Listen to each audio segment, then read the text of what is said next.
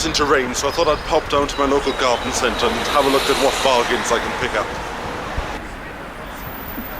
How's business been this Easter? Easter's not good. It's been very cold, and it feels like there's a pent-up demand at the moment where people are just waiting for that bit of sunshine and decent weather to get out in their gardens. We've sold a lot of grass seed, funnily enough. Oh, right, right. People are desperately getting their lawns, want to get their lawns patched up and done. We've sold out of grass seed and logs. But we've also quite a bit of tree fruit. Nice. Right. We've sold gooseberries, rhubarb, asparagus, and the weather hasn't really affected that.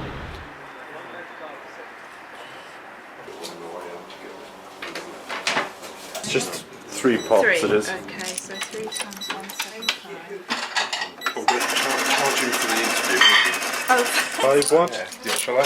25. What have you got there? What did you have? Just 2 coffee and 2 cakes. We had one Lovely, Americano, thank you one very much. latte, Sure. There you go. Perfect. and 2 of your... And I'll put these in the next time we get a bit of sun, so hopefully they'll be in by Christmas. Yes, yes, indeed. Radio then, well, I'll see you next time. Yeah, Okay, sure. bye. Happy gardening. Just turned up at the shed this morning and I think I may have a mouse. I found that this pot had been carved out. You can see a bit of soil's been pulled out, and there's these little black dots which I understand from some of the other plot holders are mouse droppings. We do have mice on this site, but they tend to be on the other side, on Geoff's side, and they don't tend to come over here, so I'm thinking maybe Rusty brought one over as a gift one day and it's taken shelter in the shed, so I'm going to try and deal with this now. I've just noticed there's some more mouse droppings at the back there. And I've just moved a bag that's underneath the table here, and it smells like a hamster's cage. And this looks like what I would imagine a mouse would do. Bring all its food. There's some sunflowers there. I wonder where they came from. So I'm thinking it may have been living behind this bag that I've just moved in the corner there. If you have any suggestions how I can get rid of this mouse, put it in the comments section below.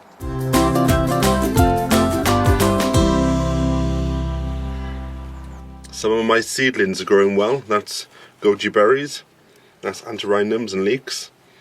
So I'm just waiting for some delivery of seed compost to turn up, and then I'll transplant these 2 into bigger pots. The pond was getting a bit too full of weeds, so I decided to give it a quick clean.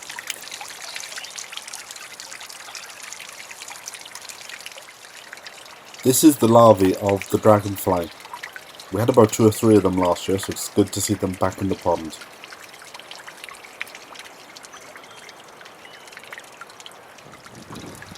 When I take the weed out of the pond, I like to let it just hover over for a few seconds, so if there's anything stuck in the weed, it can fall back into the pond.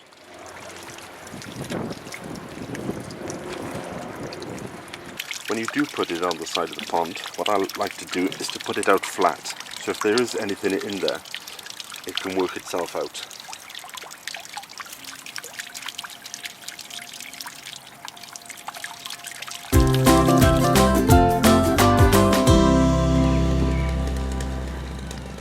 Vivi is on the site today, along with Graham and Geoff.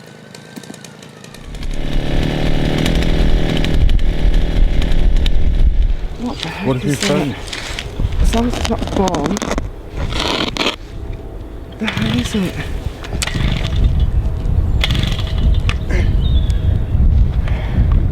Some sort of metal rod. Anglo-Saxon. How? You see, I've really properly dug all my bed. When I first inherited the allotment, I double dug everything. So how has that survived? Just shows, doesn't it? You know. So what's going on with the rotavators? Well, the idea is, so as I was saying, last year everything was a bit fallow. So I'd put plastic down, but obviously still, you know, the weeds come back. So both beds have been dug, weeded, etc. But they're still quite clumpy, and I've just put a layer of compost on the top.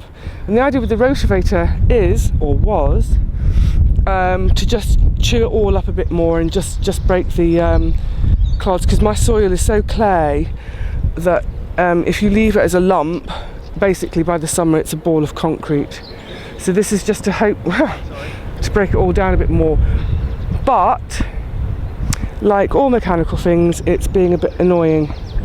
And as you can see, Geoff and Graham are both discussing ways to fix it. They've been discussing ways to fix it for the last 3 hours.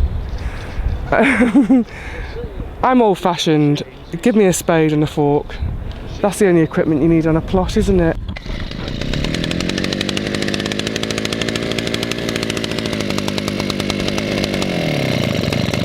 Oh.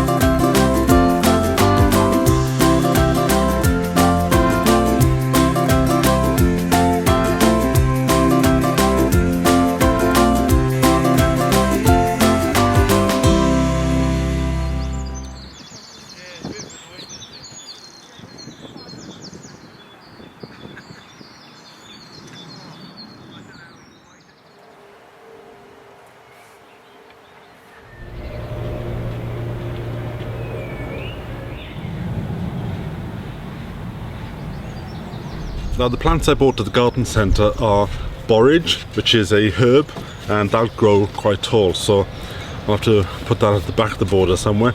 Some sage, some purple sage, so I'm going to put that up against the blue fence. And this, which is a new one on me, it's called the tree onion, and apparently it grows, and then at the tips here is 6 shallots will grow on top of it, so a bit like growing onions in the air. So just got to find some space now. I'll get some water and water them in later. What I may do is, just to help them along, I might just put a small cane in the side and just tie them to it until they're established. Just give them a small little helping hand. I'll be interested to find out if anybody has grown this tree onion before, so put it in the comments box below if you have.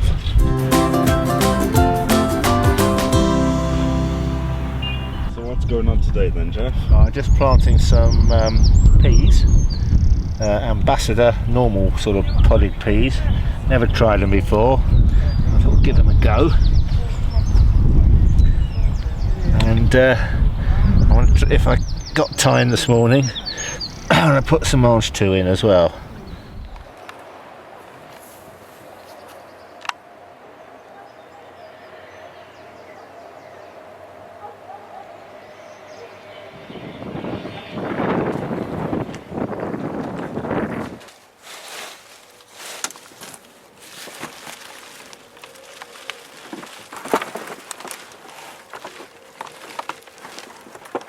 Where have you been?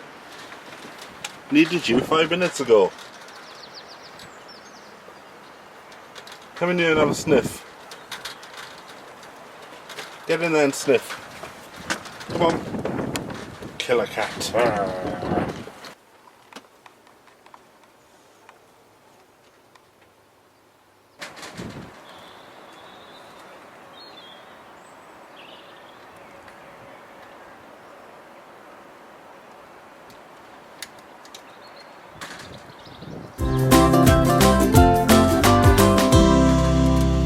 It's very windy outside, so in a way I don't blame the mouse for being in the shed. It's actually quite nice and warm.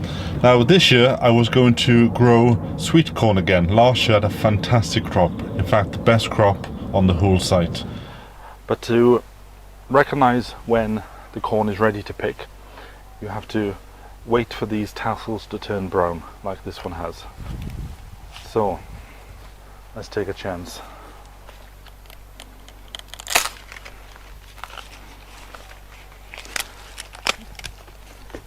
So here we go, the moment of truth.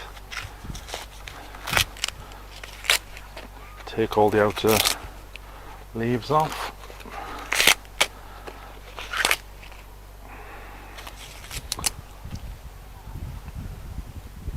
Got no idea whether it's ready or not. Let's have a... Oh, look at that. Look at that.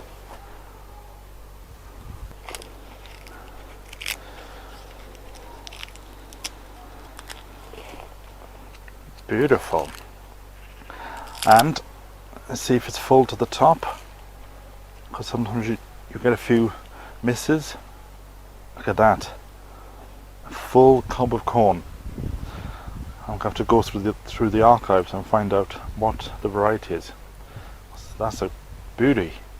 I'm really impressed by that. Let's take some of the tassels off, and here goes.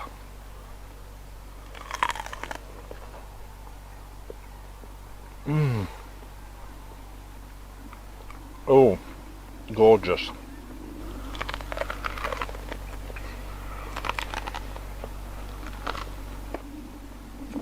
It's really juicy. In fact, I might even eat all this without taking it home. Beautiful.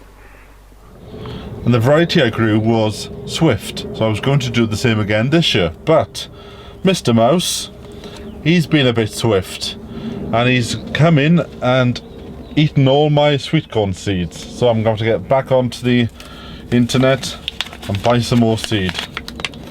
There's so much to do at the moment of putting seeds in, because I need to catch up from the fact that we had a bad March this year.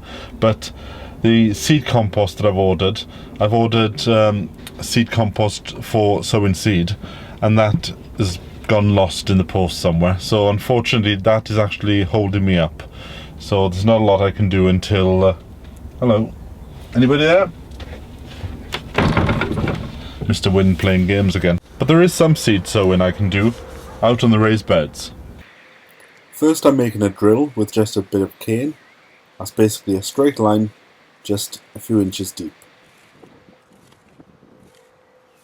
The seed that I'm sowing today is beetroot. It's the first time I've grown beetroot. So just put a few seeds in every few inches. You can sow them thicker than this, but then you'll have to thin them out later, so I'm saving time now. And then just pinch the soil back over the seed and give it some water.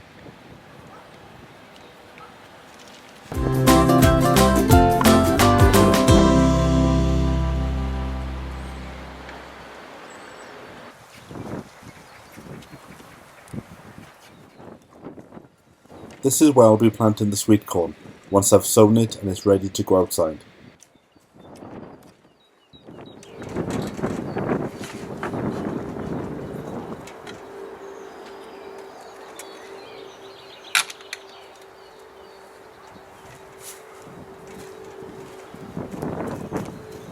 Well, that's the end of another busy day on my allotment, and a windy day. It's been windy the last few days. It's a wonder you've been able to hear what's been going on today.